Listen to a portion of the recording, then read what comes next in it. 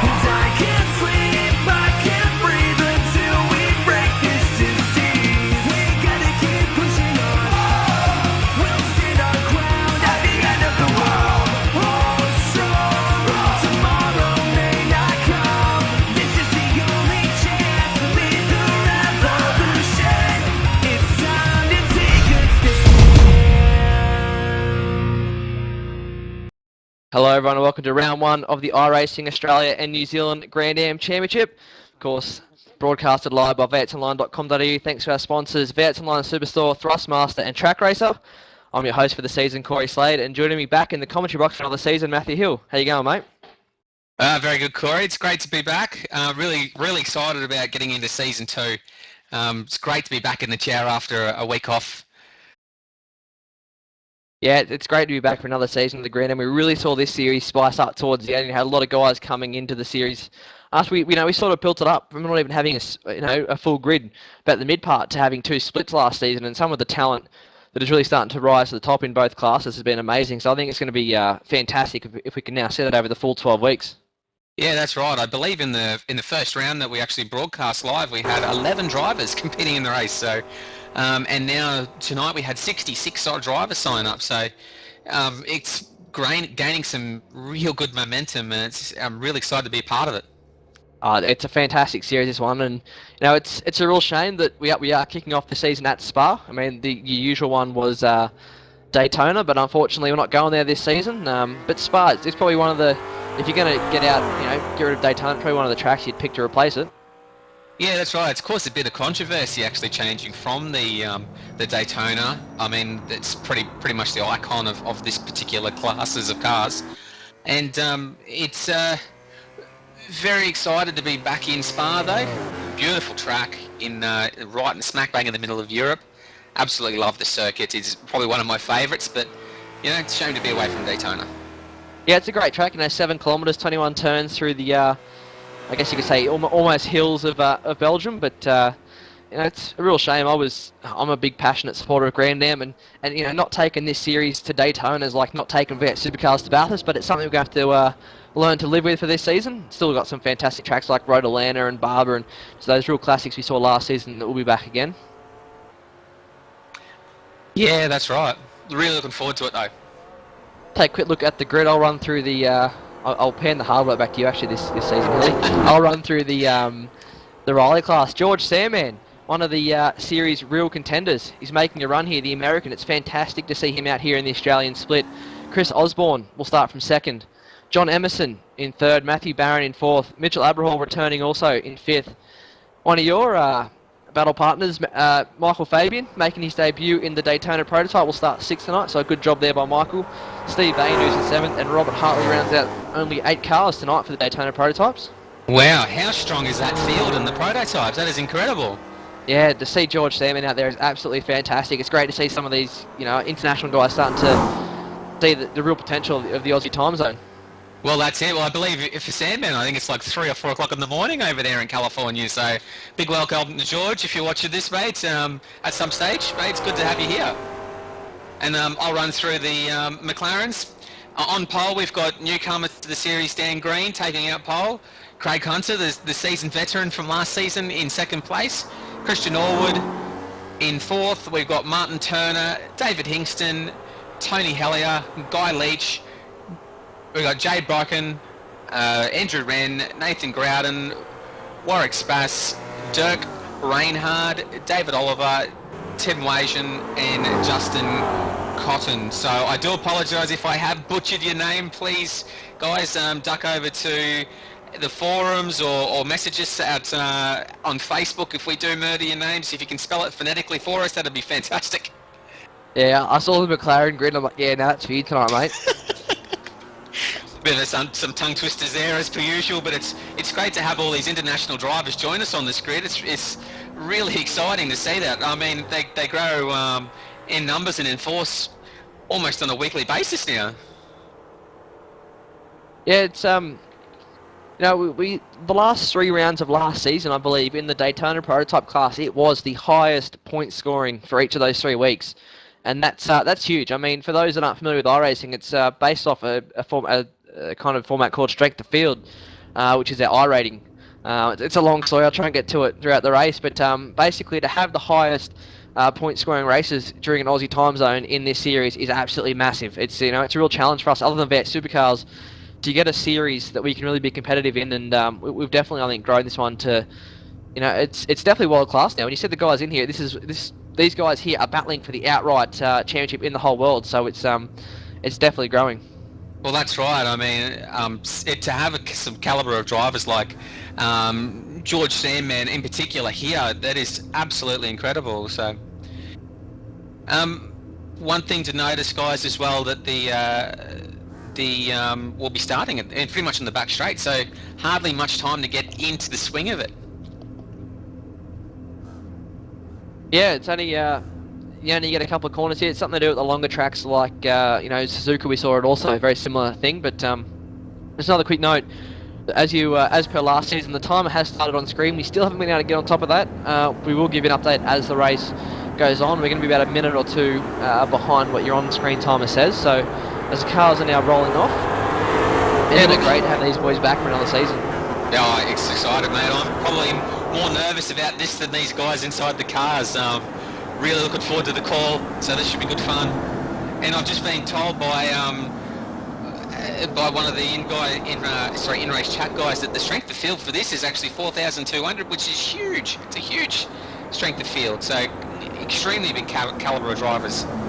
Yeah, it's been growing each week, since we started broadcasting this. And as I said, it was the highest point-scoring races for the last 3 weeks of last season. So that is a huge achievement for these guys. We're about to take the green. We're off and racing with the Rileys.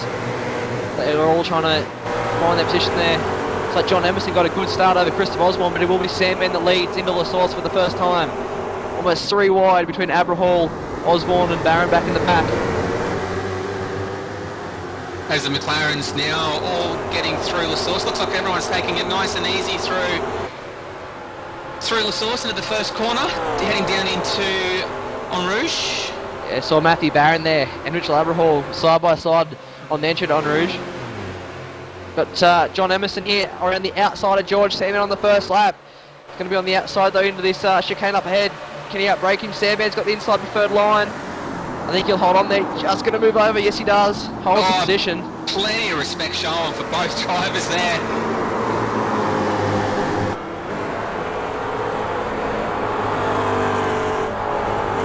Now, down to the hairpin. All the Riley guys are relatively close. Michael Fabian's probably been the biggest loser there, although he's only lost 1 spot behind Robert Harley. It's good to see Michael in here. I've had some great battles with him on the V8s, and it's good to see him giving these Grand Ams a crack. Yeah, well, hopefully he spends a bit more time in this car so I can have a chance of beating him this season in the V8 Supercar. So he's definitely a good steerer, that's for sure. It's great to have him here. Really excited to see how he goes. Yeah, he's a really quick driver. And back in towards the McLarens now. We've got Craig Hunter keeping in touch with Dan Green, one of my new teammates. And good to see Craig really giving him a go. I mean, he was such a strong performer in season 1. Yeah, definitely another guy that really come on strong towards the back half of last season was Blake Coppo. I don't believe we have him in here tonight, but he actually joined Bits Racing and showed a lot of speed. He was up there battling with Craig Hunter and Christian Elwood, so he'll be one to watch out for in the remaining rounds of the championship if he can obviously race. Oh, Steve Ayanus has gone off in the final chicane. He's going to get a slowdown penalty here. He's going to dig up spots to Robert Harley and Michael Fabian. We got a replay of Steve Ayanus. It looks like it was Robert Harley. Oh, side by side. He's on the inside, makes a bit of contact, and then just outbrakes himself into the chicane. Locks the rears straight ahead. Not too much damage done, hopefully, with the wheel-to-wheel contact, but everyone seems to be going on quite nicely now.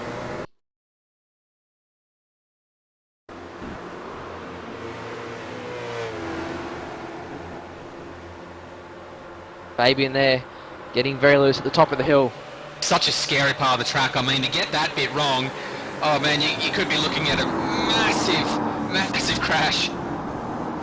John Emerson having another look there in the draft. You get a good run up that hill there down the straight. You've got a long run in the straight in the draft and you can pull alongside there. And look who's benefited. Christopher Osborne. right on their gearbox now, looking down the twin barrel of those highly polished exhaust pipes. But Mitch Aberhall's had a big moment. I believe it might have been in Ravage. Held on to it. That lost a lot of time. Look at that 4-car train now for the lead. Matthew Barron just hanging on there. In the VX Online DP Raleigh prototype. Yeah, Barron doing a good job. I know he's been pretty busy with uni the last couple of days and hasn't had much time as usual. Oh. A big look. I think that's Chris Osborne running very wide there. He has a bit of a Christian look. hold the position there. He does. As I say, been pretty busy with real life movements. Hasn't had much time to practice as he always seems to do. Pulls a Houdini lap out in qualifying to get him somewhere near the front and does a half decent job, but he's doing good out there at the moment. But you have to say, George Sandman, he looks like he's struggling with a bit of pace at the moment in a straight line. Must be running a really high downforce, I'd say.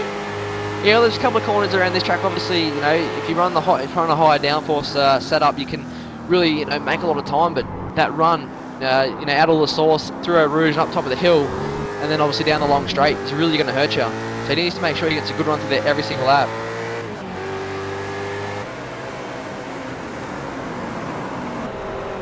Hold on out.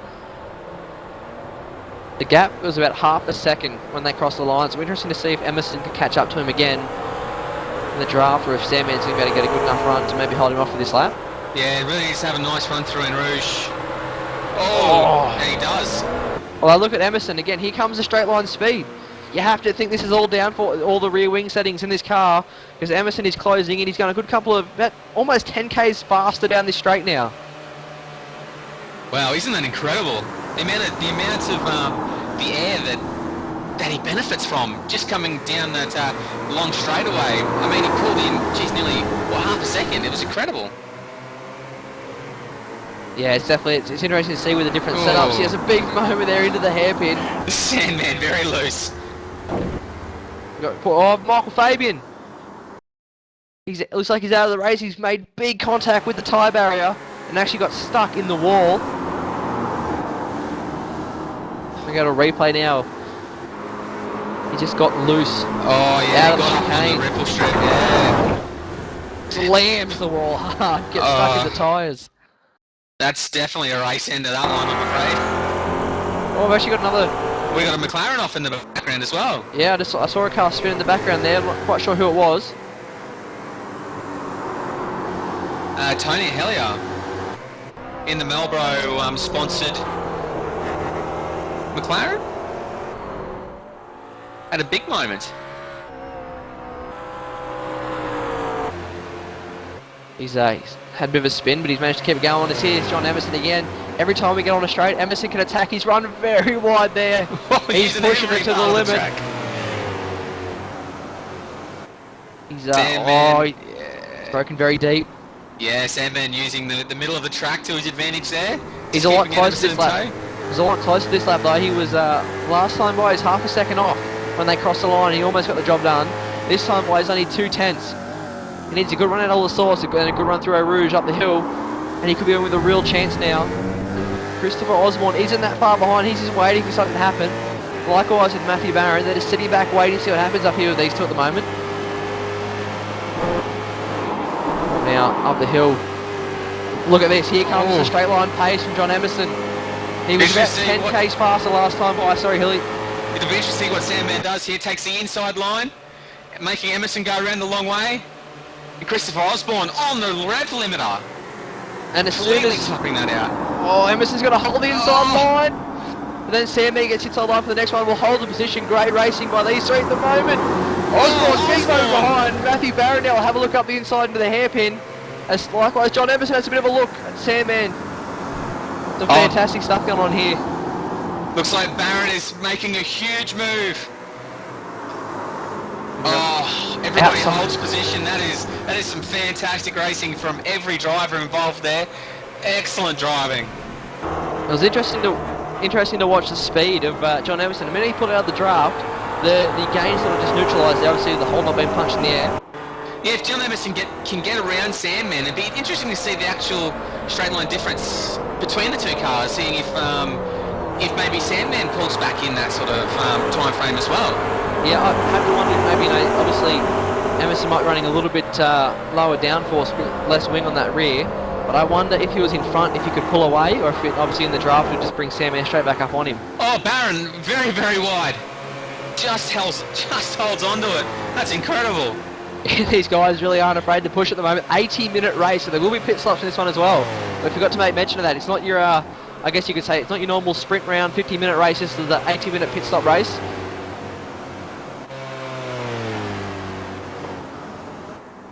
Oh, Sandman goes a little bit deep into the last chicane. Oh, Oh, Osborne. No, sorry, it was John Emerson. Big moment Emerson. out of the last chicane. Osborne's going to get the outside run here. see if he can hold his position. No, he relinquishes. Emerson tried to go shallow, couldn't hold on though. So Christopher Osborne into P2 now. And And here Matthew comes Barron Matthew all Barron. over the back. Side by side, no route, doesn't normally work. He backs out of it there. Probably a smart bit of thinking then. That's right, 80 minutes is a long time to race. Look at him just smash over the curb at the top of the hill. Using every section of track. See if Meanwhile- Osborne can make a move on Sandman. While all this is going on, just look at the times. George Sandman, actually, George Sandman's run very wide there. Osborne pulled back in, he almost went off the track. Looking at Sandman's time though, he was the race leader, 2 minute 13.1. Mitchell Aberhall, which is 2:12.0. And Hartley at 2:12.3. So the guys back there are about to make it a 5-car train at this rate. Jeez, it'd be incredible. And guess who's taking a tow with Aberhall as well? Oh, Our Matthew regular Rob Barron, Hartley. big moment. Barron had a big moment, he got up on the curb there. Almost lost the car. That's right, these cars are so tightly sprung that, I mean, the slightest bump, a bit too aggressive through the corners, can really upset the car and bring a premature end to your race. We look back in the McLaren class, probably something we've neglected for the first 10 minutes of this race with the awesome racing up front. Dirk Reinhard passed Guy Leach back in the GT3 class at the moment. Those guys currently racing for 12th and 13th outright. But of course, that'll be 6th and 7th in their class because for those that are new to the Grand Am, it is 2 separate classes. Yeah, 2 races in 1. Which is really good to see, so 2 lots of bragging rights being dished out after this race. Yeah, it doesn't matter if you're in the McLaren class. It's for those that aren't big on sports car or endurance type racing. It's obviously multi-class, and the winner of each class, and the podium of each class rather, do get the rewards and do get celebrated. But it's Yeah. hard to look away at the moment from this Daytona prototype battle. That's exactly right. Well, the McLaren battle for the lead is just exciting. We've got Craig Hunter is only a few tenths behind Dan Green, really staying with him, and Christian Hollywood. Hopefully he's got his setup sorted now and can sort of has the race pace. Just looking back up front in the Riley class, Christopher Osborne's got a good run on top of the hill. He's in the draft. He's actually had a few internet connection issues there.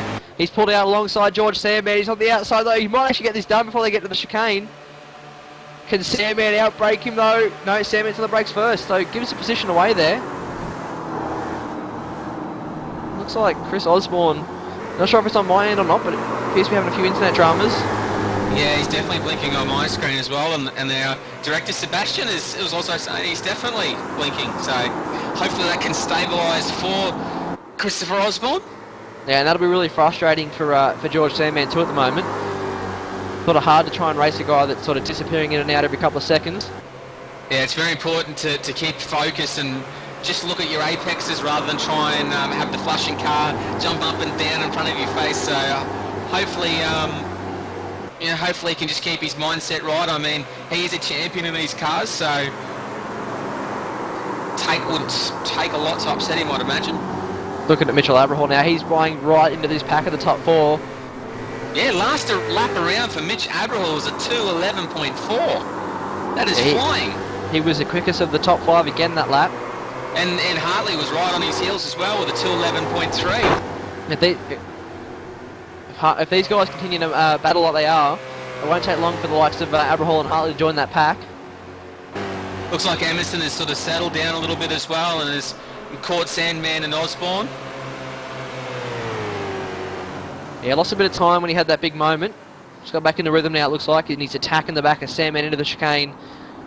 He saw it, look at that. Chris Osborne, though, it didn't take him long. Emerson had a few cracks at it. Chris Osborne only had probably 2 and got it done, so I think Emerson now will be trying to find a way by as quick as he can.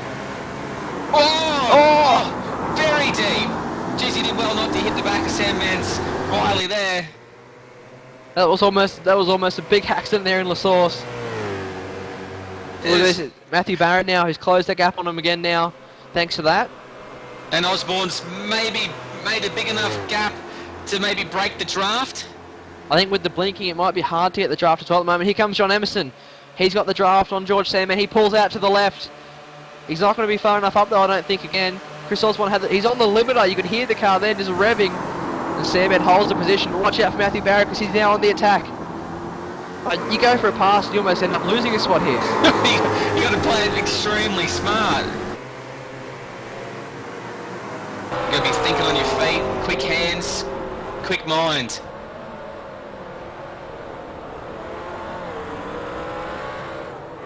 Like we've got David Hingston and Dirk Reinhardt now in a battle. Those guys currently in 5th and 6th for class. Dirk split a gap over Guy Leach after he passed him only a couple laps ago. Well, Dirk actually didn't put a qualifying lap in, so he would have started 4th last.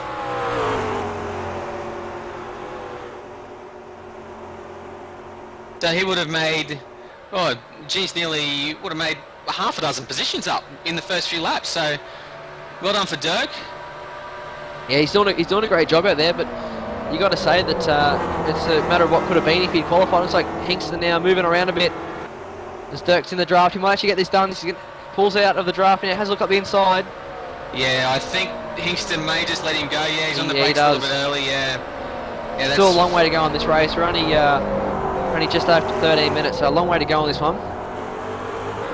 Yeah, that's right. Very smart driving from Hingston. I mean, there's a pit stop to go. If you plan smart and pit at the right time.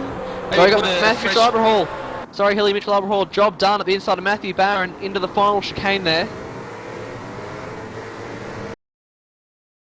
Sorry to cut you off there, mate. Yeah, no. Have a look at the replay. Looks like Mitchell Cyberhall just better on the brakes. Into the chicane. Job done. Barron makes it easy. Obviously, like I said, a long way to go, so there's no point fighting it too hard just at the moment. Yeah, that's right. One thing we did see last season that I'm glad to see is changed a little bit is the aggressiveness of the drivers. Oh, Sandman's had a big moment top of the hill there. Hopefully he doesn't get a slowdown on that one. Aberhall, very, very wide. Did extremely well to keep it off the wall. That is incredible.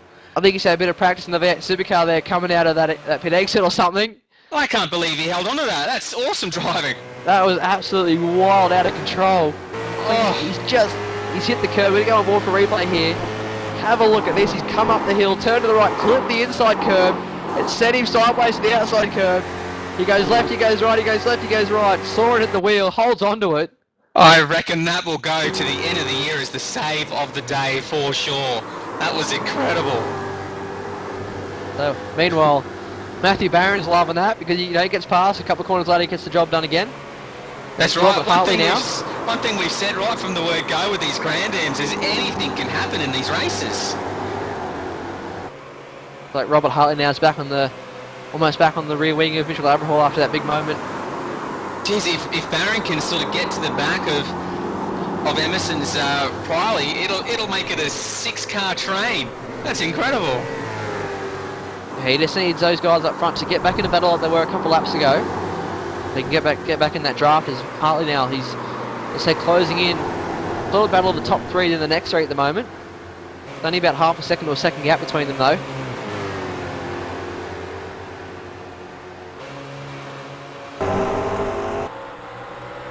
Let's have a look now through the McLaren running order. I mean, at this rate, with the current racing that's been provided in the prototypes, we've almost forgotten about the McLarens. They're such an important part of the series. So we'll run through the running order at the moment. We got Dan Green just leading Craig Hunter, Christian Hollywood in 3rd, Martin Turner in 4th, Dirk Reinhardt with an excellent drive so far up in the 5th place and hunting down Martin Turner.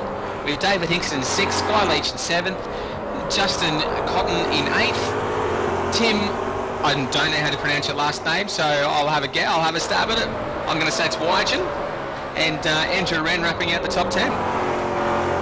Yeah, we sort of forgotten about those guys, but that said, I think it's only a couple laps before we're going to start to really see them as the Rileys obviously catch up to them. Looking at the current time, they're only about maybe 10 seconds behind them or so at the moment. Maybe a little bit more, about 10 to 20 seconds behind them, so. Robert Hartley now attacking Mitchell Abrahall. And just quickly on the McLarens, that could be such a big player in this series. If you get stuck behind them at the wrong point, you can really lose a lot of time.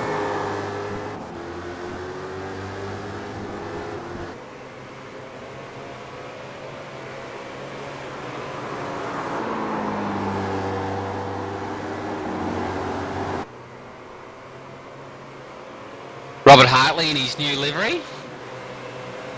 Bright yellow and black. Looks great on track, I must say. Yeah, something we also have to get used to for the Vet Supercar, obviously. Got to get used to you in some new colours too, Hilly, this this season. Yes, yep, yeah. I'm now with TTL. Looking forward to season 2. Should be good fun. Yeah, it's good to see a bit of a some new liveries next season, some driver stopping teams. It's really shaping up to be a fantastic one, and obviously Justin Ruggie lost it by the narrowest of margins last time by, and he'll be motivated to go hard with this season. The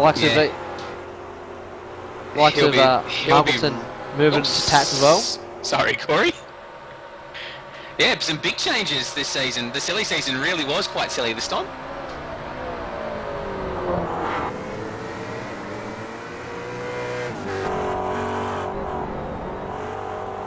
Looking back at we've got Nathan Grouden in the wall. Huge crash. Top of Von Rouge. I don't know how he's lost it there. He's lost the rear wing and the engine cover at the back there as he's bounced off the fence. Going on replay, he's just come up the top of the hill. I think he's just got touched the Astro turf as he's sideways, and just it actually looks like he might have overcorrected even too, because he looks like he saved it and then overcorrected straight into the fence. Yeah. One of those moments behind the wheel we go, got it, saved it, no, gone, saved it, no, in the fence. And unfortunately for Nathan Grouden, it would have ended his race for sure. That was a huge hit. And now back up front, John Emerson now on the back of George Sandman again, whilst Chris Osborne just edged the gap out now to just over a second. Yeah, Chris has really put his nose to the grindstone and really pumping out some consistent lap times. Geez, look at that last lap. 2:10.9. That is by far and away the fastest lap of the race so far. So the Matthew Barron did a 2:10.7 on that last lap. Oh wow! How's that? I think Matthew Barron at the moment. Matthew Barron is the fastest lap of the race so far. But look at they got a McLaren off in front of the leaders. That's not what you want to see when you come up to lap for the first time. Who was that? That's Dave Oliver, and I think we're hearing reports David Hingston. Was it? How was that? It was Dave Oliver was involved. I saw him out the corner of my eye. They got a replay now. See what happened there. Just looks like. It was Warwick. Yeah. Gonna have a look up the inside. Massively late on the brakes, onto the dirt. As Oliver turns down, they make contact and round they go. Yeah, it was overcommitted in that corner for sure. Yeah, unfortunately for Warwick, he came from a long way back, put a couple of wheels on the grass, and had nowhere to go. Yeah, once he knew he was in trouble, so he tried to get to the grass to make contact. Here's Matthew Barron at the inside of John Everson. Has a big look into the source now. Job done, has it? Emerson's going to try and hold the outside. Emerson gets a great drive. Heading down into El Rouge, this will be, Barron's flashing his tail light, so he's applying the brake just to let Emerson through. Get back in that drive, have another go.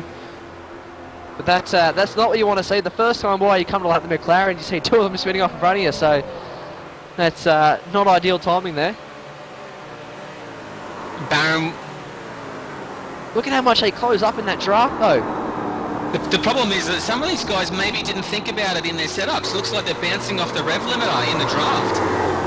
Yeah, well, it's something that may have slipped them. Yeah, well, it's a hard one. A big moment there, almost hits the back of John Emerson. It's a hard one, though, I was going to say. It's because, And so you don't really want to set up your car to have that extra gear for drafting. You know you're going to have to use 6th gear. And if you obviously lose the draft or after your pit stops you got no one around you, it can really hurt you. So it's, sort of what way do you go with it? Yeah, you got to find a balance, a happy balance, I'd say.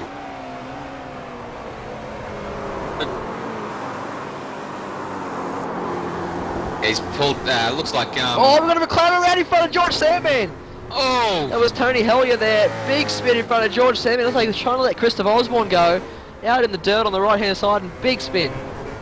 That's actually going to allow... it hasn't really allowed Emerson to catch up too much just yet, but look at this. On the replay, he spins it around. Sandman wasn't actually as close as I originally thought, but still a scary moment there for the second place driver. Yeah, not something you like to do when you see this another car parked in front of you in the middle of the track. It's never a good sight. So well done from Sandman to avoid that wreck. So got Dan Green. Dan Green and Craig Hunt now going at it. Kind of forgotten about these guys. We keep saying, we keep forgetting about them now. We're just over 25 minutes into this race. These guys are having a fantastic battle. It's been like this since the beginning of the race. And Just Christian a green Allwood's only flag just dropped. behind them. Allwood's not too far off at the moment. Oh, he's They've got pulled right up on the back of him. Yeah, they've got a massive margin back to 4th place Martin Turner, who is currently getting hunted down by Dirk Reinhardt. But look at this, looks like Allwood might have a better run there, down the hill. Just look at this, like Craig Hunter thinks twice about it, pulls back in. Yeah, when you do that, you sort of wobble around in the back of their mirrors, really puts them off their game. So Hollywood just trying to force a mistake from Craig Hunter. Chris Osborne now got the gap out to 2.5 seconds. Question is now, when do you pit? So we're just over 25 minutes into this race, so... Oh, Chris Osborne's done a big move, he's in the fence! Chris Osborne's in the fence and he's gone back around! You gotta watch it as it roll back onto the circuit, that's the race leader gone! Can you believe it? He's had a big slide out of the left-hander coming down the hill, got on the curb, lost it, and smacks into the fence hard on both sides as well. So go to a replay. It looks like the side of the car and the tyres and the wheels copped the majority of the damage, and unfortunately these cars are quite fragile. He's just got sideways, he smacked the fence with the left rear, swung it around and backed it in with the left rear again, so that'll be race over for Chris Osborne for sure. That was the race, he's actually gone around again.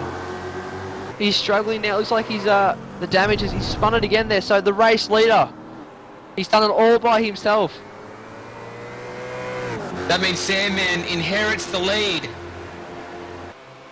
Unfortunate mistake there from Christopher Osborne. I mean, we've seen him drive so well all last season, and he was really putting the gap on Sandman and Emerson, so he was driving really well. It was such a shame to see him into the wall. Yeah, well, last time by he had about a 2.5 second lead, so he was doing a great job there just driving away from him. But Emerson now, the battle for the lead between John Emerson and George Sandman, and Matthew Barron's just fallen off that pack a little bit at the moment. It's going to be on now as Emerson closes in. They've got a couple of battling McLarens just up ahead. It's like Justin Cotton, Guy Leach and a couple other guys in front of them. Last time by Emerson, 2:10.9, so these lap times they're pumping out as qualifying pace, and they're only half an hour into this race. 26 minutes, sorry, 26 minutes and 23 seconds. Don't know if Emerson's going to be close enough this time by at the end of the straight. But what do you do now? I mean, it's pretty early in this race, but if you're John Emerson, do you try and get the undercut, run out there in clean air, or and sacrifice losing the draft, or if you're George Sandman, do you try and do that also to stop any sort of gains from John Emerson? It's a tough little decision, and I mean that's what makes this class so interesting is that the tyres hold their grip something incredible. So maybe changing the tyres isn't actually necessary in this race. So it's purely a fuel thing. So yeah, they definitely hold on to a lot better than the Vet supercars we go putting around in Monday nights. Yeah, I wish our tyres were like this all race. It'd be, of course, for different driving styles, that's for sure. Mate, wouldn't there be some aggression as if there's not already enough anyway? Yeah, exactly right. Exactly right. But I tell you what, if I was in Emerson's position now, I would probably try and run the thing as dry as possible before filling up to get the lightest possible car to really get the most out of these tyres in the middle of this race. So I'd be surprised to see Emerson turn in early. And sorry, they're battling with some GT3 traffic here. They're in the middle of a battle. That brings Matthew Barron back into the battle here. He's got a good run on John Emerson. But I'll tell you what, if I was George Sandman, if you can't make a margin there in the next couple laps, I'd pit. I'd pit and pull the draft away from... Oh! There's John Emerson there getting cut wide. I think there was Justin Cotton there, not aware that he was on the outside. He moved to the right. Emerson holds on, but here comes Matthew Barron now, the big run. He hits the brakes as Emerson goes defensive. Oh, staying really deep on the inside there. A very, very shallow entry into the chicane. And that worked perfect there for George Sandman. That last lap managed to pull out a 2-second margin. It's a good little lead, enough to break the draft, I believe. So we should see Emerson and Barron battle on. So maybe if they can just, keep an eye on the stern, they may be able to catch Sandman. Look how close Barron is. I was just about to say, if I was Sandman, I'd pit in to break the draft again for McLaren. Top of the hill is an awkward position. Thought McLaren was going to go left then right into John Emerson. But I was just going to say, if I was Sandman and couldn't break the draft, I'd pit to... Here comes Matthew Barron. I'll try and get back to that in a second. Doesn't get the job done though. Thinks twice about it. Still a long way to go, as I said, end of pit stops. But if I was George Sandman and I couldn't break that draft, I'd probably pit, because that way, John doesn't get the advantage as he's sideways. It's going to give Matthew Barron run around the outside now, into the hairpin. Geez, this would be a move and a half. He could pull that one off, that's for sure, going around the outside. Oh, super aggressive. Barron really riding the curbs hard, so unsettling that prototype. But Matthew Barron now is all over the back of John Emerson. Mitchell Aberhall's not that far behind.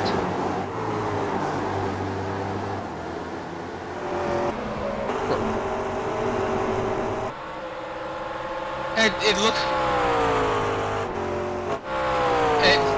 looks like Craig Hunter's had a bit of a mistake. He's dropped a position, so Christian Ellywood moved up to second place in class. Yeah, apologies. Wonder what happened to Craig. Just seeing if I can find anything. He was all over the back of Dean Green when we last cut to him, but we've been so focused on these Rileys here. The battle's been absolutely intense that we've, again, I keep saying it every 5 minutes, we keep forgetting about the GT3 class. As the hard-charging Dirk Reinhardt, we mentioned him at the start of the race, didn't set a qualifying time, started in 20th, now currently runs in 12th, but this is battling Martin Turner for 4th in class now. So a fantastic job by Dirk in this race so far, and we're not even half an hour into it. As John Emerson now pits, he's coming to the pits. He's coming very fast, and I think he went very close to tapping that fence there on the way in. And this is what I was trying to say with very aggressive. This is what I was trying to say with George Sandman. If you can't break that draft with the car behind you, pit. So that way they're not getting the advantage of getting sucked up behind you each time you go on a straight. So I think this is smart driving now by John Emerson. If I was Matthew Barron, I'd think about pitting on the next lap, because that way you come back out relatively close to, hopefully close to John. Well, by the looks of the Barron, actually, we had some serious pace on board. I mean, he was all over the back of Emerson. Oh, Mitch Aberhall using the grass. Jeez, he was absolutely flying.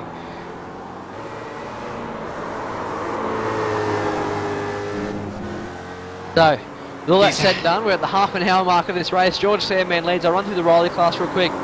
George Sandman leads from Matthew Barron, Mitchell Aberhall, Robert Hartley, Emerson the first of the drivers to pit, Steve Anews in 6th, and then obviously Chris Osborne and Michael Fabian with their dramas, and now further in the back of the pack now. I believe we're getting joined by Matthew Barron. Hello. Good driving out there at the moment, mate. Oh, it's not too bad. I'm finding a little bit of understeer, so wanted to ask you guys a question. Which way should I go with my tyre pressures to minimise that understeer? Are you talking to the wrong guys here, Squizzer, I think? Over the long run, mate, I think go down. Alright, that's what my plan was. I just wanted to double check it with somebody. Just don't go down too far.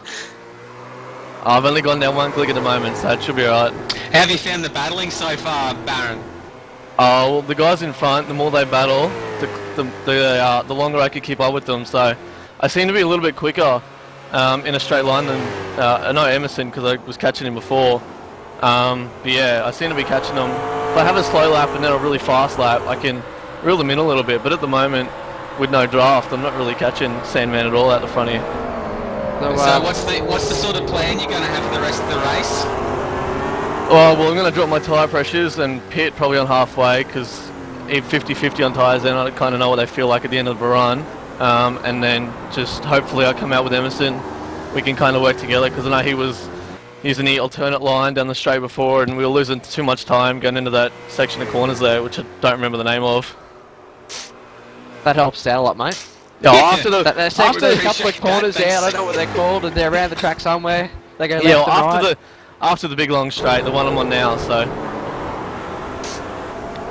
In reports, Mitchell Aberhall now also in the pit lane, so we'll leave you to it, Squizzer. oh, this is actually not too bad.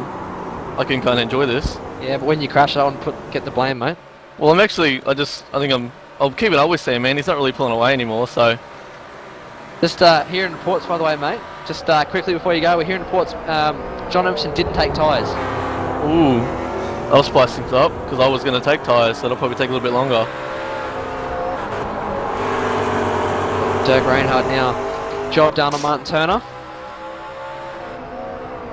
Alright, we'll leave you to it, man. You're doing a good job out there. We'll try and catch up with you later in the race. Cool, no worries. Have fun, guys. And good luck. Thank you. Now, it looks like that Martin Turner's got about a 22-second gap on Dirk Reinhardt. So it'll be interesting to see by the end of this 80 minutes if he can actually pull back on Craig Hunter and actually get that third place.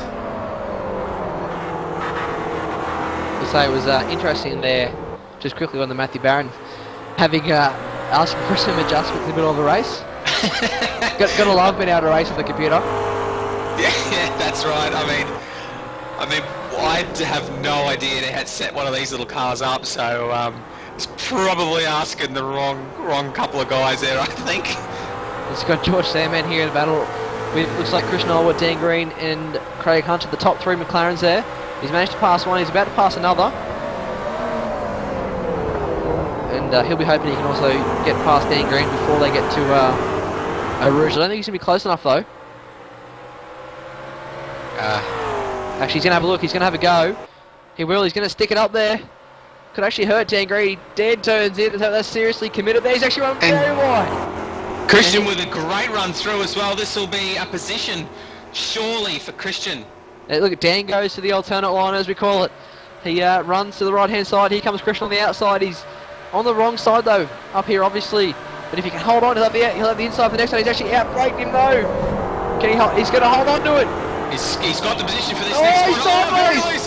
Christian wide onto the grass. That's allowed Craig Craig Hunter. Hunter now in a second. Oh, Dan Oh, Green's Dan a big Green, dude. It's Craig yes. Hunter. That's Hunter and Green gone. Oh, incredible. Unfortunate accident, very loose from all parties, and looks like Matthew Barron has completely escaped. Can you believe it? Tell you what, the spin that saved Allwood there was all by himself. He had a big moment up on the curb, got sideways. The next corner, Dan Green got sideways up on the curb, and Craig Hunter, who's loving life, into second. Nowhere to go, bang into the back of Dan Green and into the fence. Can you believe it? This some drama out here tonight. It's only the first round of our championship. You go on board with Craig Hunter now. You can see Green sideways over Craig's. Nowhere to go. Straight in front of Craig Hunter. Christian Allwood just drives on through. Wrong place at the wrong time, unfortunately, for Craig. And big mistake from Dan, unfortunately, will probably end his race. Wouldn't you love to be Christian Allwood though? He thinks he's just blown his shot. Next minute, he's leading the race. Yeah, as I've said repeatedly, I mean, anything can happen in these races. It's phenomenal. As I said, it's only the first round of the championship too, so I can't wait to get. I think some of the tracks we got this season are really going to have some interesting racing. We head back to Watkins, obviously. Barber's on the calendar, Rotolanda's on the calendar. There's some really good tracks out there this season. Oh yeah, it should be very exciting. Very exciting. I mean, we saw an awesome race at Barber. That was such a good place to race. I mean, such an interesting track too. Yeah, I gotta say, well, that's the one track I actually got out there and had to go at, and I really, I thoroughly enjoyed that one. Apart from when I bent the steering, but And next week we're off to Sebring. Yeah, that is a fantastic track, though. You know, I'm loving to see back on the Grand Am, or I can't really say back on the Grand Am schedule because it's not a regular, but a great track. I think another one that's probably underused in a lot of series. It's definitely a very sports car kind of racetrack, obviously on an old airbase.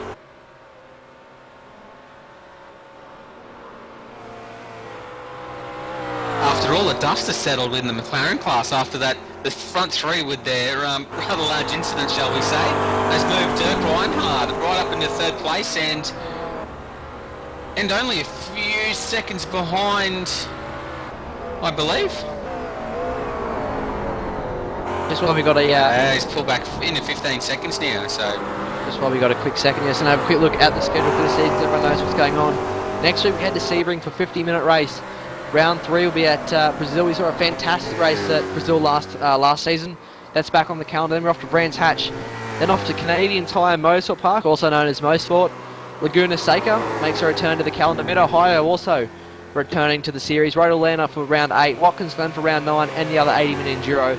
Barber for round 10. And a track that I really do love in this car, in the Daytona prototype, Indianapolis Road Course is back on the calendar for round 11.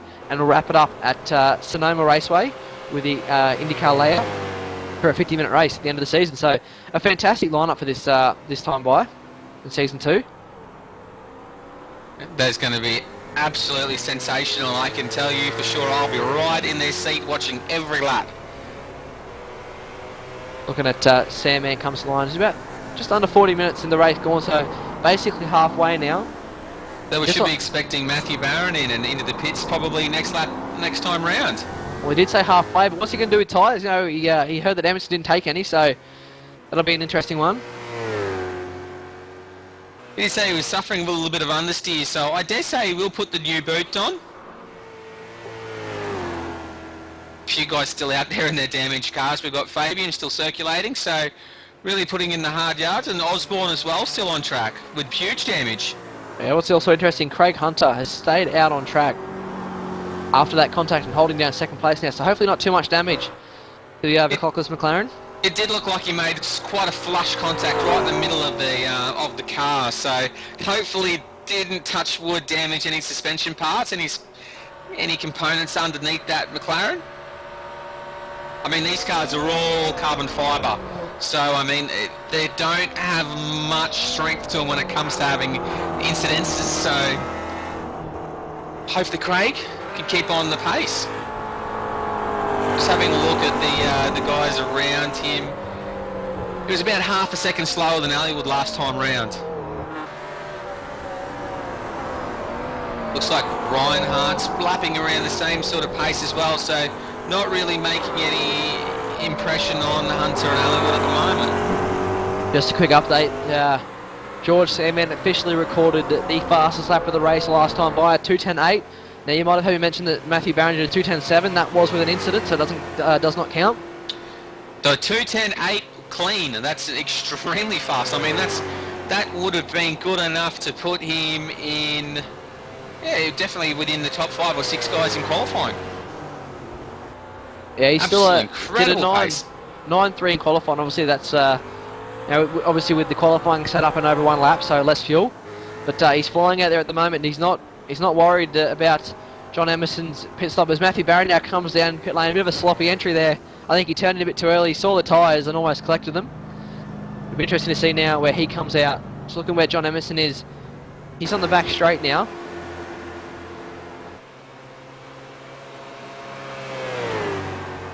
Getting reports that Emerson has been lapping fast over the last couple of laps, so taking a look at Matthew Barron. He's pulled into the lane now, so I think Emerson will get him. And does Barron's car get lifted up for tyres? Here's John Emerson now. Emerson out of the last chicane, coming to the start-finish line. He's got to make it around the source, obviously. Barron's still sitting stationary, though. That'll be that's quite easily done, actually. Yeah, Barron's goes, still sitting there. He's going now. Just been released by his pit crew, so lost a fair chunk of time there. But interesting to see if that little little setup change he made, that little tyre pressure change, has made a big difference. He's got a lot of time to make up now on John Emerson, though, who's currently at the top of the hill, while Matthew Barron's just at the bottom of Eau Rouge. Rob Hartley and George Sandman still haven't pitted yet, so he'd be the race leader. Still hasn't made a move yet, so it'd be interesting to see what he's got up his sleeve strategy-wise. Yeah, I don't. Looking at, there's not too much traffic. If Sandman can clear Warwick here, there's not too much traffic up ahead for a little while, maybe another lap or two. The time to put your head down and get some fast laps in, eh? Yeah, if I was Sandman, I would smash it out now for another probably lap or two and then pit before you catch the traffic. But then again, he's a champion in this series, so probably knows a little bit better than me. I've had some great races with Sandman in the past. Actually, we've gone toe to toe at a few tracks. He's a very clean, respectable driver, and as I said at the start of the broadcast, it's fantastic to see the likes of him come out and play in our obviously time slot for the series.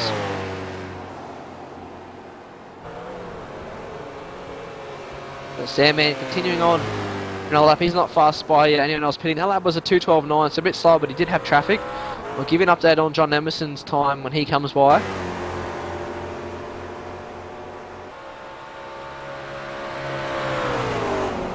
Hartley still stays out as well.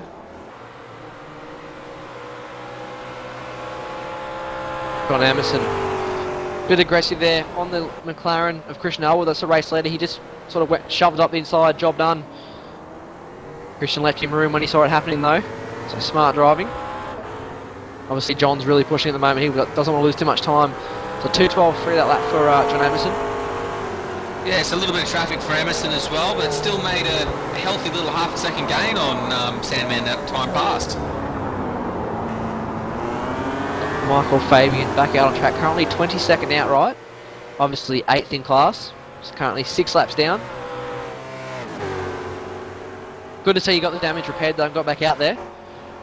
Fighting till the end. Yeah, we got Nathan Groudon out on track as well after his huge accident at the top of En Rouge. New rear ring, new deck lid. Now I'm Probably just a lot of new parts on that McLaren. looking in front of George Sandman now. Dave Oliver and Justin Cotton just up the road. So I think if I was in Sandman's boots, I'd be pitting this lap. I don't think you can risk getting held up behind traffic for another go by. I mean, obviously Emerson will get caught up in his own traffic around the track, but I just think it's going to be too risky to push on.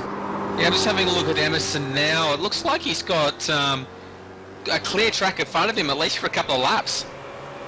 So he'll be looking to put in some really fast times and make a huge impact on Sandman's race. Yeah, I think George has done enough now to get back out there in the lead, assuming the pit stop is quick. You know, he did back-to-back 210s. So there's 2 cars up headed in a battle, so if I was him, I'd be in the lane. Actually, one of the pills off. He's going to stay out. He's going to stay out, yeah. Like it was Dave Oliver coming down the pit lane now, so McLaren guys obviously can go a little bit further on fuel, and they're now starting to cycle through again their tyres and fuel as the race goes on. But Robert Hartley's in the lane, so that'll leave just one left out of the Daytona prototypes. A nice conservative entry there for Rob. Feels so slow watching these cars get down the pit lane after they've been out there screaming around this track. Of course, going to land at only 60 kilometres an hour, so it feels like an eternity.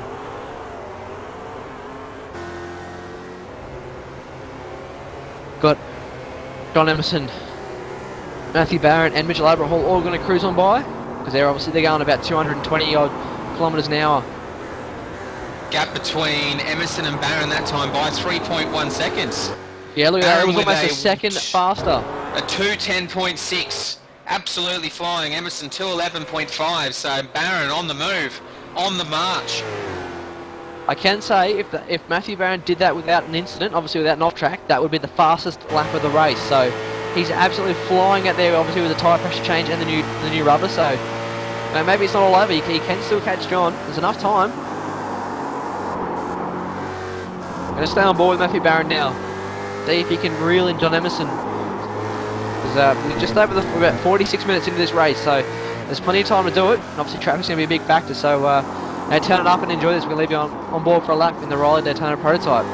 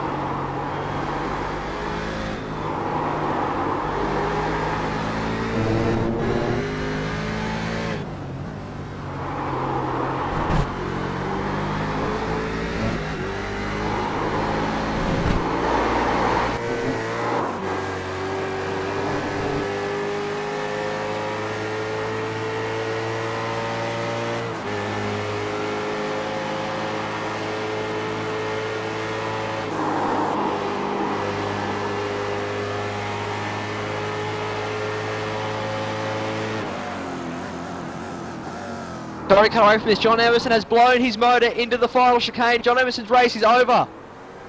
Oh no, he'd be absolutely devastated. These engines are so fragile. Yeah, we've all done it in this thing. Somebody said to shift down fast. Looking now into the final chicane, just down a gear, and there she goes. John Emerson, can you believe that's another one of the front runners out of this race now?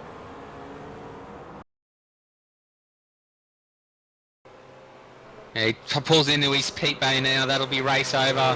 Absolute- Unfortunately, the pit crew won't be able to fix that one. Yeah, absolutely heartbreaking there for John Emerson, doing such a great job, was running in second.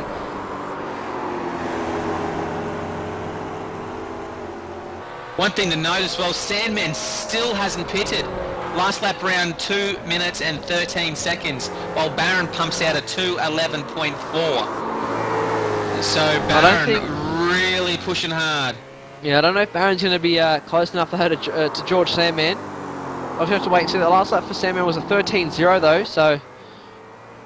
That's right, well last time past George Sandman stopped the clock at 48 minutes 23, so this time by we'll be looking at another 30 minutes to go, so still plenty of time for Barron.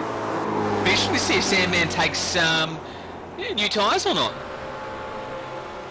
As you said, these tyres hold on fairly well, so they don't need to, but he has got the margin.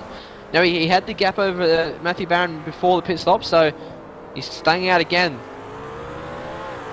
So he's obviously going to run this thing to the absolute minimum on fuel, and then pit for a short stop at the end.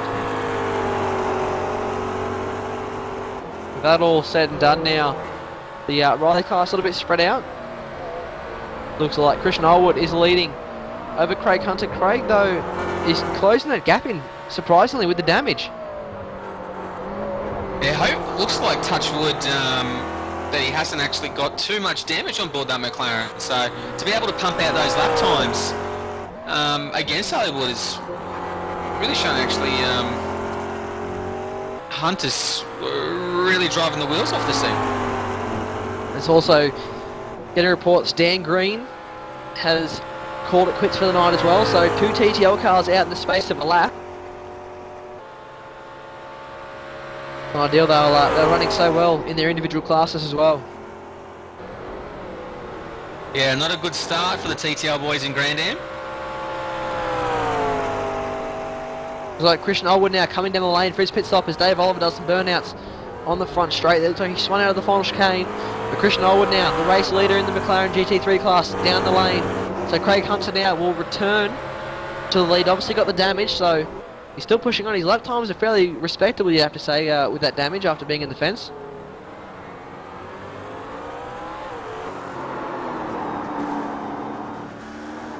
The gap currently between George Sandman and Matthew Barron is 38 seconds, so I think that's enough for George to get in the lane and come back out in the lead. Could be closer than we imagined, actually. It's looking like it's going to be quite an interesting battle between Barron and Sandman. Yeah, well, Matthews, he's lapping faster than George at the moment, but I think those laps behind John Emerson before the pit stops might be what cost him, and the slow pit stop obviously as well. He's lapping faster now. The last time by, he was about 8 tenths faster, but he's got a lot of GT3 traffic ahead of him now. There, man, stays out for another lap. Just having a look now, we've got 1, 2, 3, 4, 5, 6 lap cars between Matthew Barron and George Sandman. As Barron now clears Andrew Wren. Didn't look like it would have slowed him down too much, maybe lost a tenth, but good driving from Andrew Wren. A seasoned veteran, I suppose we'd have to say, in the V8's online broadcast of the Thursday Night Grand Ams. I mean, he's pretty much been in every race so far. It's good to see him in here and pumping out some laps. Yeah, he said we didn't give him enough airtime last season at Barber when he was in the top split, so I'll have to try and make sure we mention him a little bit more. It's good to have you here, Andrew. Really looking forward to seeing how you go this year, mate. And he has actually made his pit stop, so he's currently in his class, currently sitting in P10. Obviously, as I said, made the pit stop. Interesting to see now, though, speaking of pit stops, will Craig Hunter come down the lane this time by, or push on, because he's got the pace over Christian Allwood. Whereabouts is he at the moment? Oh, yeah, just coming through the faster the corners around the back, heading into the last chicane, so See if that overclockers Australia McLaren turns right and heads toward that pit lane. He's staying out. Staying out, wow. I'll tell you what, it hasn't been a good night for people that are in teams, I think, here tonight, because we had the two TTL cars, the Riley of Emerson and the McLaren of Dan Green. They've had incidents. And then Michael Fabian and the overclockers Riley and the overclockers McLaren of Craig Hunter also an incident. So I think it's been a bad night if you've got a team driver in each series, or in each class rather.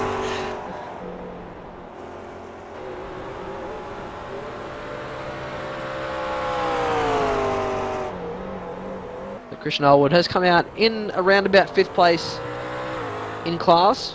Obviously, Craig Hunter, Dirk Reinhard, Martin Turner, all still to pit.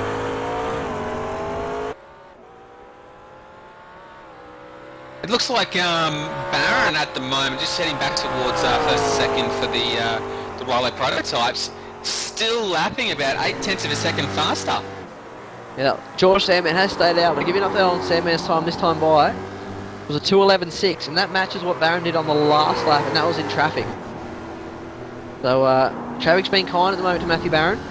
The gap's about 38.2 seconds. I'll give you an update on his time and the official margin when he gets to the line, and the official race time, by the way, for those wondering, just over 55 minutes now. So we're well over halfway, but still a long way to go. Yeah, the sprint rounds of the championship would have been done and dusted 3 minutes ago. So looking at the Enduros tonight for your opening round, so another 30 odd minutes to go, or 27 minutes to go. Barron now comes to the line and said, I'll give you an update on his time. He did a 2:11.3, so again he was faster and gets the margin out of 37.9 seconds. So he's reeling in Sandman. The big thing for George now is going to be the shorter pit stop for fuel. Obviously, I think he's going to be the major key factor in this race at the moment. Oh, he's pulled up behind the McLaren in a really tough spot. Oh, squeezes past through on Rouge. Don't know how he got through there. Great driving. When you're watching this later, Squizzer, mate, I'm proud of you. I gave him a few lessons in week 13 on aggression. Told him that this season in the V8 Supercar and in Grand Am, I want to see him pull some more aggressive moves out there. It's good to see that he's listening, because he's like he's really on it tonight.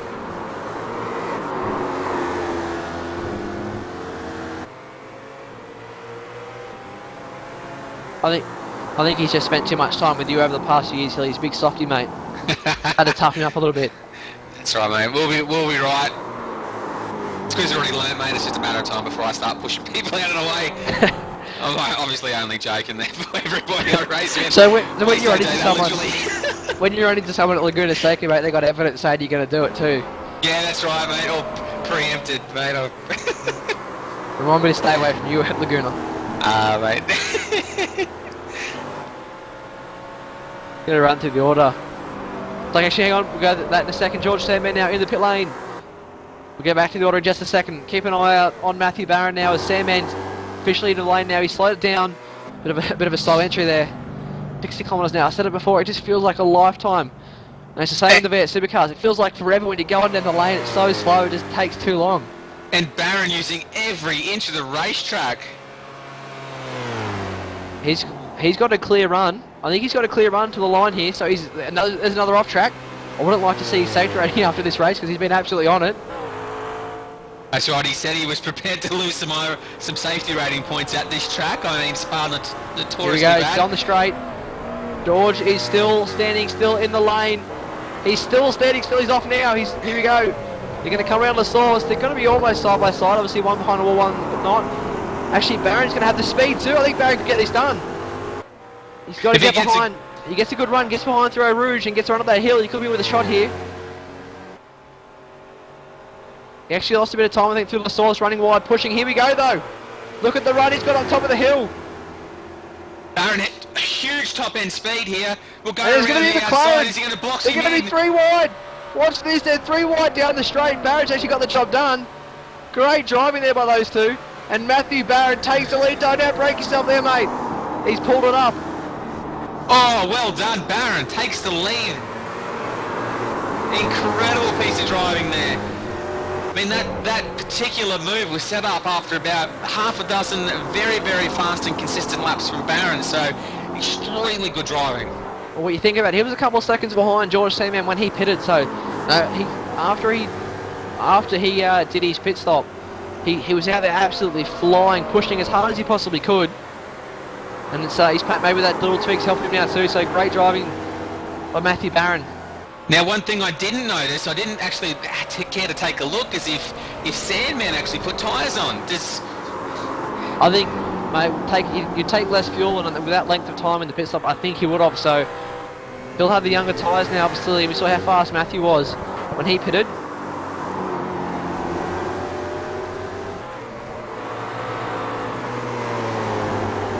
In reports that George is also 2 seconds faster in the pit stop than Matthew Barron. So what, those laps after the pit stop are absolutely phenomenal there by Matthew Barron. Looks like that little change he made to the front end of the car, obviously the tyre pressures, has made quite a large difference to the handling of that vehicle. Like, you can see how aggressive he can drive that car now. He's got total faith in the front end. He's got to make sure he doesn't overdrive the car too much now.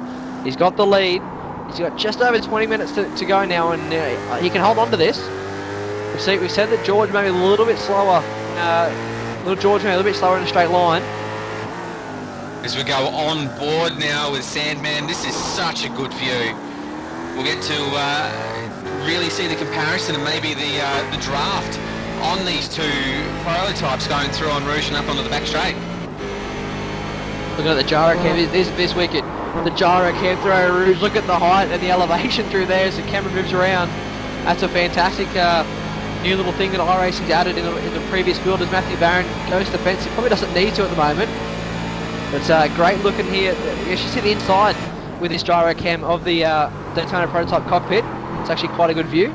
Well, you can see actually how violent the bumps are to these highly strung prototypes. Sandman. Sandman's very loose. Yeah, you can see when they hit the curb. Look how much the car moves around.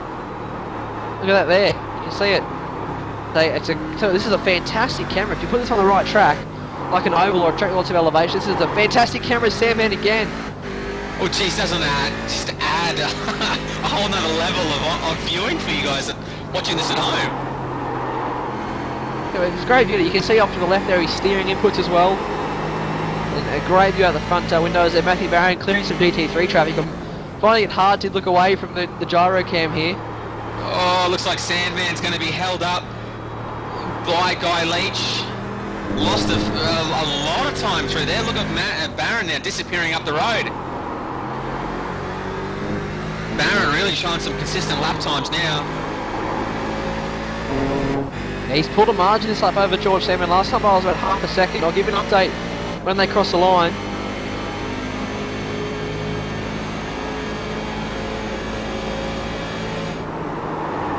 Looking back in the McLaren class, Craig Hunter is still yet to pit, by the way, folks, for those wondering how that's going. Hunter's still leading from Dirk Reinhard, Martin Turner. They're your top three at the moment.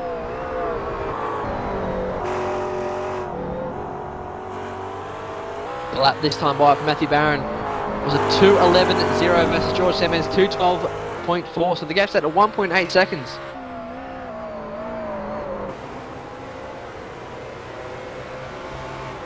Mitchell Aberhall currently in third, about 9 seconds off the lead. Lapped about 8 tenths slower than Matthew Barron, but about half a second quicker than George Sandman on that last lap. Rich Aberhall, the silent assassin, if you will. I mean, he's been battled really well to get back into third place. So, well done, Aberhall. Just having a look at Craig Hunter in the GT3 class. Currently the leader, as I said, got the damage after the incident with Dan Green and the tyre wall earlier in the race. But currently leading the GT3 class. Interesting to see where he comes out after the pit stops. He's currently lapping. The last time by was slower than Christian Elwood, so maybe losing a little bit of time now.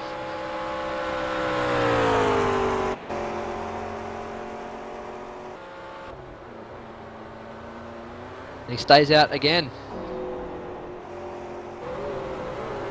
Dirk Reinhard. Find him, he's coming out into the final chicane.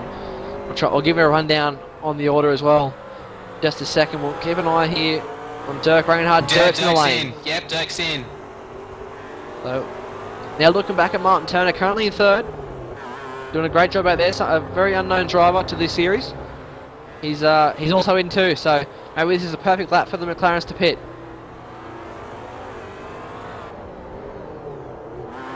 Like Tim, car 18 in as well. So this, apart from Craig Hunter now, the order should all be cleansed out. With Christian Allwood currently now obviously in second.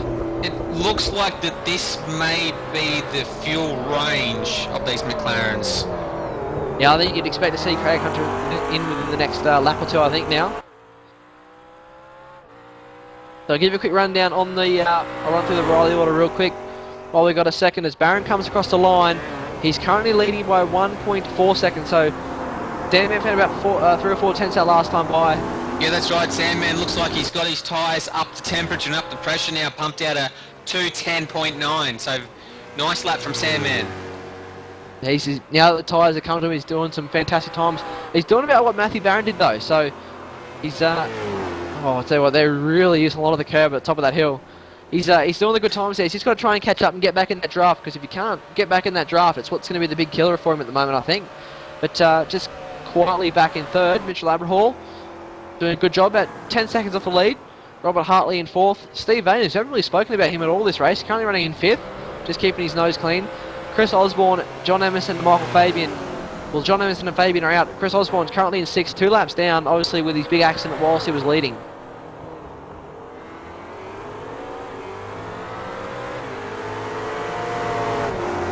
A real pity for Emerson and Fabian. There are only 2 retirements so far in the Daytona prototype class.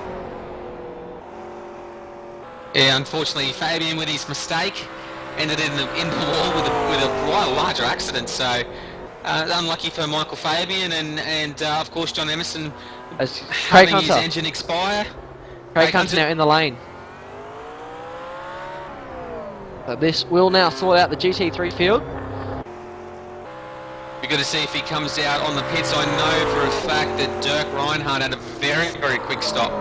So it'll be interesting to see if Dirk has made enough time up to take the lead. I'll tell you what, wouldn't that be a fairy tale story? No qualifying time to take the lead, so... Well, you have to watch Christian Allwood because he's come out ahead of Dirk Reinhardt. So, looking at Christian Allwood now, Hunter's still stationary in the pit lane. He's, so here we go, Christian Allwood will take the lead of the races. Hunter now, he's moving, but Allwood already coming through the source now. About 3 seconds slower than Dirk Reinhardt in the pit stop, but he's come out about maybe 2 or 3 seconds behind new GT3 leader Christian Allwood.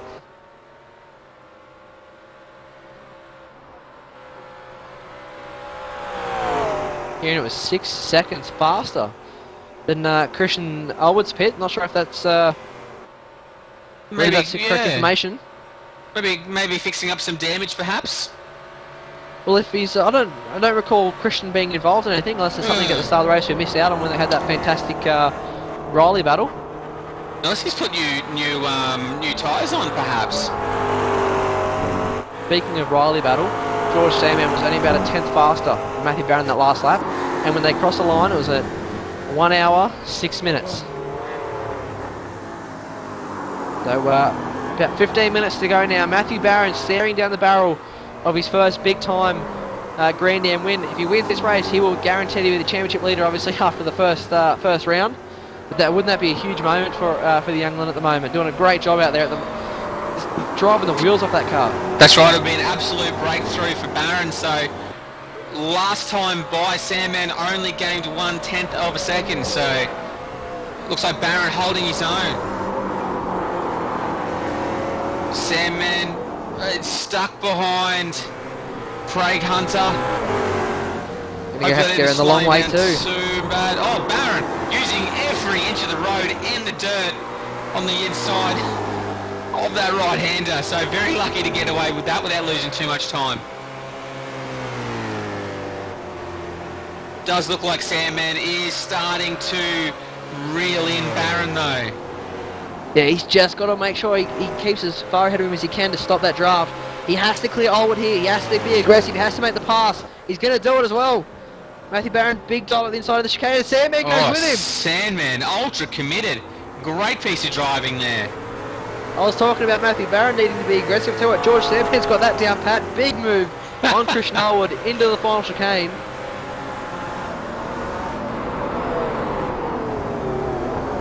that'll actually affect the GT3 field at the moment. That's allowed Craig Hunter to reel in about half a second or a second back on Christian Oliver that last time by. That's right. The gap now for the McLaren lead is 2.2 seconds. Oh, Sandman isn't all the curve top of the hill again. He's on the absolute limit of that car at the moment. Is he close enough? Is he in the draft of Matthew Barron? He's not close enough to get the massive advantage, but he definitely is closing in. Last time by was 1 hour, 8 minutes, 44 seconds, so got about 12 minutes to go on this race. The pressure is on Matthew Barron. Like I said, this will be his first big time win in the Grand Am Championship. It's obviously not his first win. He's a very fast, talented driver, but this will be the first time he's had a win in a race this big, obviously. You can see how aggressive he's driving that car. That is an extremely loose vehicle. Driving the wheels off this McLaren. Oh man, I'm getting tongue twisted. I'll tell you what, if he's out there doing that to McLaren, he's doing a fantastic job. That's a very highly powered McLaren, I can tell you. But I'll tell you what, someone you probably don't want behind you is a former series champion as well. That's right. He's got a very experienced campaigner in George Sandman right now on his tailpipe. Last time by, the gap was only 0.7 of a second.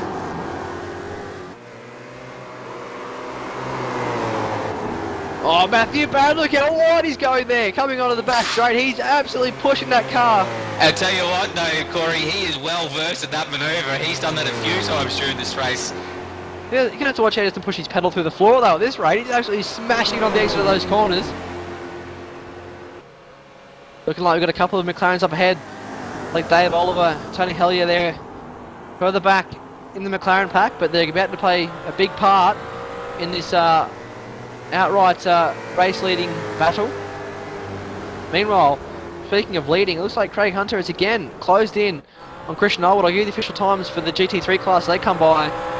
Olwood, that time by, did a 2 minute 19.9 and Hunter's 19.7. That is both of their fastest laps of the race, both of them. Yep, 2 green times there. That's the gap down now to 2 seconds. Meanwhile, Matthew Barrett again, the last time by, lost about a 10th to George Sandman. He's absolutely flying. He was massively wide there, using the endurance pit exit on the top of the hill. You can see Sandman is using all of the road and the ripple strip, driving that car extremely smooth, whereas you can see Barron, you can see how hard he's pushing that prototype. It is extremely loose through the middle of those corners. Oh, I think we've just... looks like we've lost one of our McLaren drivers too, as Matthew Barron passes Dave Oliver. It looks like we've Justin Cotton. He's running pretty well in the McLaren class in P7, and he's just timed out of the game, so he's had an internet drama there. That's very unfortunate for Justin. I mean, he was driving a pretty solid race. I mean, he had that little mistake there up the inside there at the, I suppose, at the section coming down that Craig Hunter's coming down to now. But You're doing Matthew Barron here, are you? It's that section of track with the corners going downhill. It goes left and right after a straight. I wish I knew the name of the corners. Turns 13 and 14 is what I'm talking about. But he's done a great job, and you know, to be less than 10 minutes to go in this endurance race, he'd be absolutely heartbroken to have an internet failure. And old Sandman still attacking. This is what we saw at the start of the race. The battle for the lead was on, and it's on again here towards the end. We had a bit of a break there in the middle, but these guys are absolutely going at it now. The official margin as they cross the line, Matthew Barron leads by only half a second. 2/10 that time by for George Sandman. Look at Barry, he's sliding through the source, using all the road, getting it off track, I think, at every second corner at the moment. He might be demoted back to about C class after this race, but if he gets the win, I tell you what, he will not care. On board with Sandman, they use a lot of road coming through that corner, through on Rouge. Sandman just struggling again. He's in the draft. I mean, he is faster, obviously, but he's not getting that extra 10 odd Ks we saw the likes of Emerson, Abrahall, Osborne and Barron get when they were in the draft. One thing to notice is how well Barron's prototype is off the corners. I mean, he can really get the power down extremely well. Whoa, getting loose. So last time by, they registered at 1 hour 13 minutes. So as I said, we're under 10 minutes to go in this race now. It has been an absolute cracker for the first round of the season. And it is on for the Daytona prototype lead. I'll tell you what, it's not over yet either in the GT3 class. But looking at the times of Craig Hunter and Christian Allwood that last time by, 2:20.4 for Christian Allwood and a 2:19.9 for Craig Hunter. So he's coming at him. Yeah, the gap there down to 1.5 seconds. So, Can you believe after all this time, you know, I said we've been going for over an hour now, and how close it is for the lead in both these classes. an awesome battle for the outright win and also for the McLaren win. This is just an epic race to start our season off. Yeah, I think we'll get a few extra drivers after they watch the replay. This one again, Matthew Barron massively wide. Got to watch out, Sandman. Good on the brakes though. Very good on the brakes, Sandman. He thinks about Barron it, turns but in. backs out of it. Oof. That's what you got to do, Squizzer. That's what you got to do. He's got to be aggressive there. It is on at the front now. George Sandman probably lost a bit of time when Barron turned down. Lap times that time by are pretty much identical. Yeah, 2:11.3 for George Sandman and 2:11.3 for Matthew Barron. They're coming up on looks like Nathan Grouden, who's back out. They're doing a good job actually. He's currently in 19th outright, 10 laps down after he had a massive shunt. So it's I think credit to him for just getting back out there and having a go, getting to the end of this race.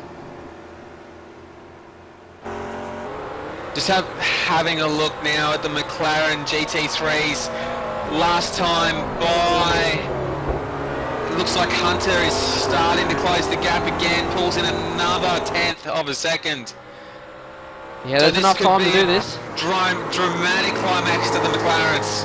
We have about 4 minutes to go in this race. And it is on for who's going to win the Riley class, who's going to win the GT3 class. We've been going for almost an hour 20 and it's going to come down to the absolute last lap in the last corner, I think, too. Oh, Barron, very loose. Oh, extremely good driving there to keep hold of that one. He's absolutely on the limit. I wouldn't like to beat those tyres after this race either. I think that'll be thrown away for sure. They'll be scorched, they'll be well used, that's for sure. Oh, he's sideways again, is he gone struggling? wide again. Maybe, is he struggling? He's got about less than 4 minutes to go. Is he having tyre dramas now? He's Well, been pushing so hard. Barron's not used to the situation. He's got someone pressuring him very, very hard from behind. And not only has he got it someone looks like pressuring he's him. just pushing a little bit too hard. And not only is it's not just somebody, he's got one of the best drivers in the world in this car, in the Daytona prototype. He's well renowned, well respected by everybody in the Grand Am community. He's one of the best Riley drivers as he gets very close there. He's one of the best in this car. He's all over the back of Matthew Barron now for the lead. Oh, Barron very good on brakes there. Sandman all in the mirrors. That car must look huge to Squizzer in the back of his mirrors there. And Barron, as you said a couple laps ago, Hilly, he's good off the corners. Matthew is really, really good getting the power down and shooting off those corners. When he's not sideways, that is. And he's got traffic up ahead. Like Jay Broken. It looks like Squizzer may get the move done if he's aggressive enough No, into on Rouge. He's not going to be close. This is going to hurt him. This is not what he needs to get to back out of it here. It's going to allow Sandman to get a big run. Here we go. He stays into it. He stays in. He's gone wide. And watch Sandman. He's not actually not as close as I thought he was going to be there. He's going to be right on the exhaust pipe though. Yeah. Barron has to go defensive. Squizzer's He gonna have to doesn't move move over. Sandman moves to the right. He's on the brakes earlier though. Barron just turns down too. That was smart there for George. He could have had a dive. I wouldn't rule it out on the last lap though, because George, like I said, he's a very clean but very hard racer. And the timing on screen has officially finished, but last time they crossed the line it was at 1 hour 17. So I believe it'll be this lap and then one more. I could be wrong, but I think it's this lap and then one more. That's right. Next time by will be the white flag. Actually, hang on, we got a drama here. Christian Allwood's in the pit lane. Christian Allwood, the GT3 leader, is in the pit lane. Craig Hunter now the new race leader.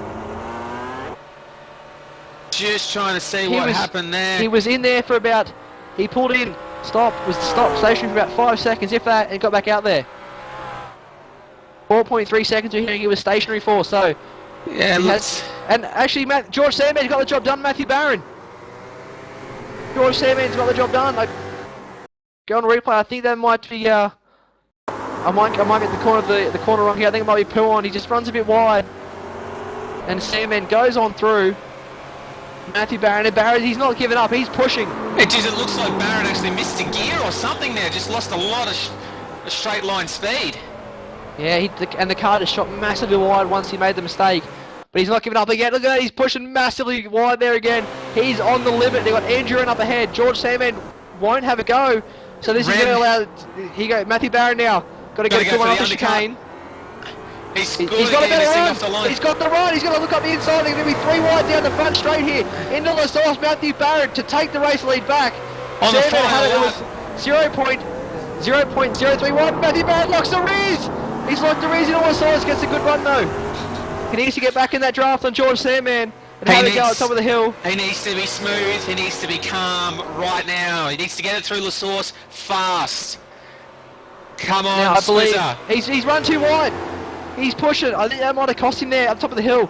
And I think this might be the last lap of the race. This last time by, they stopped the clock at 1 minute 19 and An hour 44 19. seconds. So this will definitely be the last lap. He has a big look around the outside. Not the place you want to be though. He's trying for the open under. Sandman's on the defence. Look how close he is to the back of that prototype. Oh, he's sideways. Massive sideways moment for Matthew Barron now. He's lost a bit of time off the back of George Sandman, so come into Ravage. He's sideways again. The tyres look like they're cooked, absolutely cooked. Sandman, Oh, yeah, they're gone. very loose. I think Gone. he's absolutely worn them to the wire there on the inside. Sandman with an absolutely great drive has actually gapped him now. It looks like it could be out to 1.3, 1.4 seconds. So looks like Sandman, if barring any mistakes, will take the first win of the season. Been a fantastic drive by George Sandman. It's not over yet. He has got some traffic and some tricky corners up ahead. We saw Emerson by the motor in That's the final right. chicane. That's right, anything can happen in these Grand Ams, as we've seen multiple times. Sandman now, he's going to come up on the back of I think that's Guy Leach. He's going to get that job done relatively easy now. Yeah, Guy Leach gives plenty of space.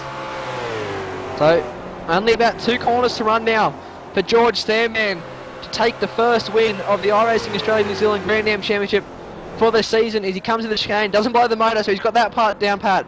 Now don't spin the wheels off this corner. He's got that down pat. George Sandman will come to the line at Spa to take the first win of the season. Fantastic race. Matthew Barron is second. After 80 minutes of racing, 1 second was the gap. Incredible race, boys. Well done to George Sandman for taking out the first race of the series, and Matthew Barron for second. As Mitch Abrahall comes to the line for third, but what a race.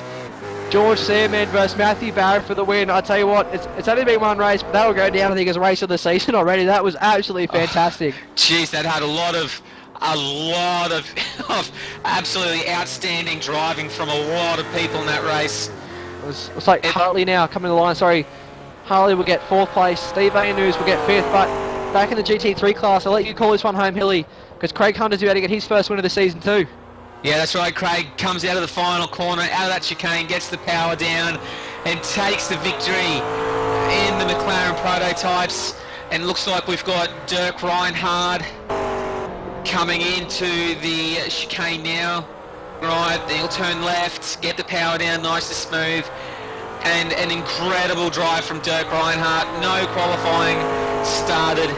A long way back in the field, takes 2nd place. So great drive from Dirk.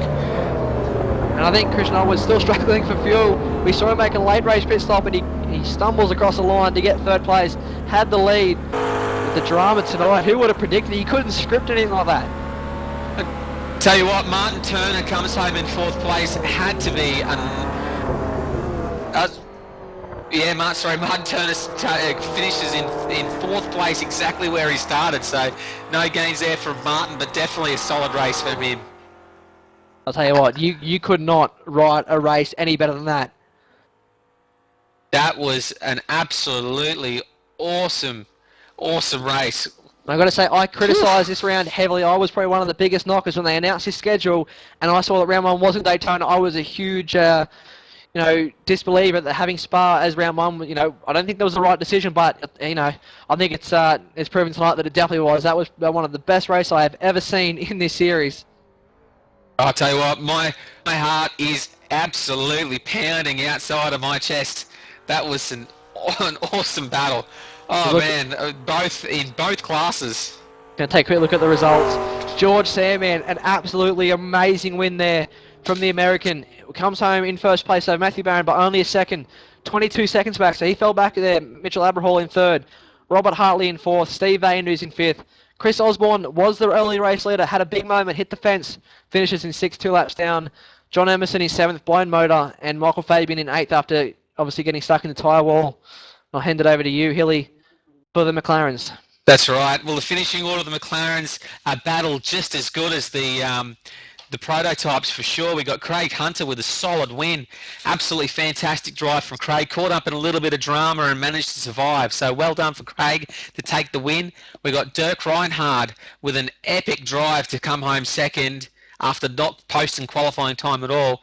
Christian Alwood in third. Martin Turner in fourth. We've got Tim Wygen, an absolutely great drive from Tim. I mean, to finish fifth, great stuff, mate. Well done. Dave Hinkston in sixth, Guy Leach in seventh, Andrew Wren in eighth place. We've got Jay Brocken in ninth place, Dave Oliver in 10th, Tony Hellier in 11th, Justin Cotton in 12th, and he finished 8 laps down. Nathan Grant finishes 13 laps down. Warwick Spack finished 17 laps down, and Dan Green, unfortunately, with a big crash, DNF'd 21 laps down. Well, all you can say is, wow, what a way to open this season. Well, I'm almost glad I was not in the cars. I can tell you, I don't think I could have handled that sort of pressure. So I'll tell you what, mate, I think that's one of the races you probably don't want to be in the car. You want to be in the commentary box because that was one of the best races I have ever seen. Absolutely amazing. And it Of course. looks like we've got Matthew Barron joining us in the box, mate. Made his way up into the air-conditioned office. So welcome, Barron. Awesome race, mate. Hey guys, oh man, that tire pressure change I made at the pit stop, it worked so perfect. Go down there, mate. Yeah, it went down one click, and the tires didn't get too hot, so I was actually catching Emerson there before he blew his engine, so I was looking to have a good battle with him, and then managed to round up Sandman there. Don't know how I managed that, but yeah, it was an awesome race. They did a fantastic job there, mate. That was, as you might have heard just then as you come in, that was one of the best races I think we've ever seen. And that battle at the start, there was 4 or 5 years going at it, and then as they sort of started to make mistakes, and Osborne fell and Emerson fell, you and Sandman, absolutely amazing. Yeah, hopefully he comes back next week. I think he was saying it was like 3 o'clock, 4 o'clock in the morning over there in America, so it'd be awesome to have him back on a regular basis because that was an epic battle. Yeah, it's the series is fantastic to see it growing. And of course, got to thank our sponsors, Thrustmaster, before I forget, Thrustmaster Track Racer and the Vets Online Superstore for supporting us and helping us grow this series to what it's become, and to you as well, Hilly, mate. It's going to be, I think we're in for a fantastic next 11 weeks as we commentate for the rest of this series. I can tell you, mate, if they're all as exciting as that, I don't think I can handle it. That was awesome to watch, guys. So anybody who competed in this race who's watching the broadcast later, mate, I dip my hat. Well done, well driven to everybody involved. Of course, don't forget our main show next week on Monday. The VH Supercars will make their season opener at Mazda Raceway Laguna Seca, a fantastic track, and I believe that'll be at around 25 laps, obviously around there. So it will be a sprint round, and it's around 7:30. We go live for the pre-race show, then obviously the final qualifying, and then the race. So thanks for joining us tonight, Hilly, mate. It has been seriously, as I said, all you can say is wow. I'm lost for words for that one. It's just absolutely amazing. Mate, I am in the same boat, and all I can say is I will be glued to this seat next Thursday night, pumping and ready for round 2. Yeah, I can't wait. Sebring going to be a fantastic race. Back to our sprint races, so a little bit shorter. It's actually a little bit disappointing we go to a shorter race for next week after seeing the action of the 80 minutes. It wasn't long enough. But no, thanks for joining us, mate, and thanks to all the viewers out there for tuning in again. And I really hope you're enjoying the coverage we're bringing you here on VHSonline.com.au. Don't forget to tune in at 7:30 next week on Monday for the V8 Supercars. Until then, see you later.